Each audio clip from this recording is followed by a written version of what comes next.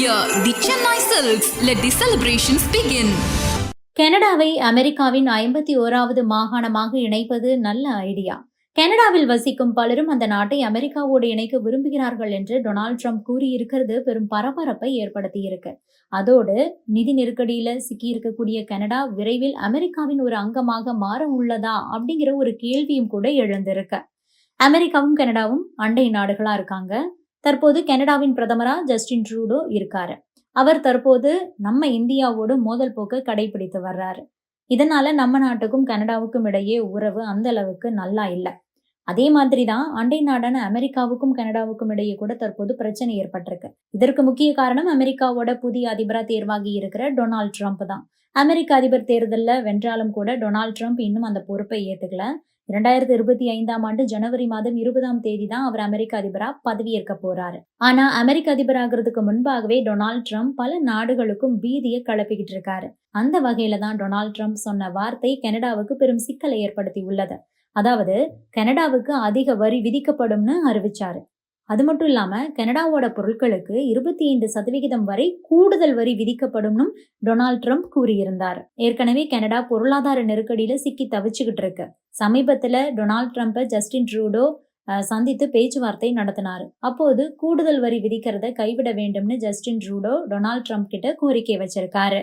அதற்கு Donald Trump வரி விதிக்க கூடாது அப்படின்னா அமெரிக்காவோட ஒரு பகுதியா கனடா மாறும், பரவாயில்லையா அப்படின்னுட்டு ஜஸ்டின் ட்ரூடோ கிட்ட ட்ரம்ப் சொன்னதா பரபரப்பான தகவல் வெளியானது. இந்த நிலையில தான் தற்போது டொனால்ட் ட்ரம்ப் மீண்டும் கனடாவை அமெரிக்காவோடு இணைக்கிறதுலாம் ஆர்வமா இருக்கிறத வெளிக்காட்டியிருக்காரு.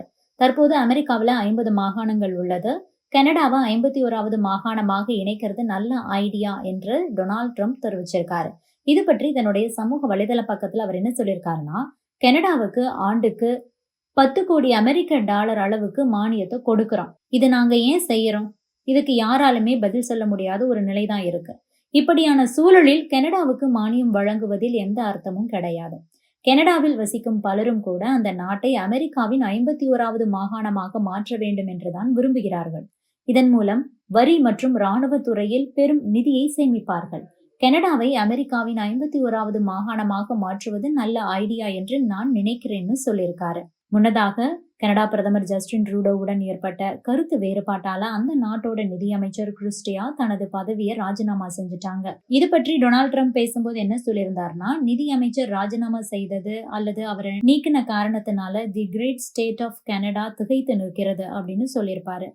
இதுல கூட கனடாவை ஒரு நாடு அப்படின்னு குறிப்பிடாம மாகாணம் அப்படிங்கிற வகையில தான் குறிப்பிட்டிருந்தாரு. இத்தகைய சூழலில் தான் கனடாவை அமெரிக்காவின் 51வது மாகாணமாக சேர்ப்பது நல்ல ஐடியான்னு டொனால்ட் ட்ரம்ப் சொல்லி தற்போது பரபரப்பை கிளப்பி இருக்காரு. இது பற்றி நீங்க என்ன நினைக்கிறீங்க? உங்களுடைய கருத்துக்களையும் பதிவு பண்ணுங்க. Happy New Year, the Chennai Silks. Let the celebrations begin.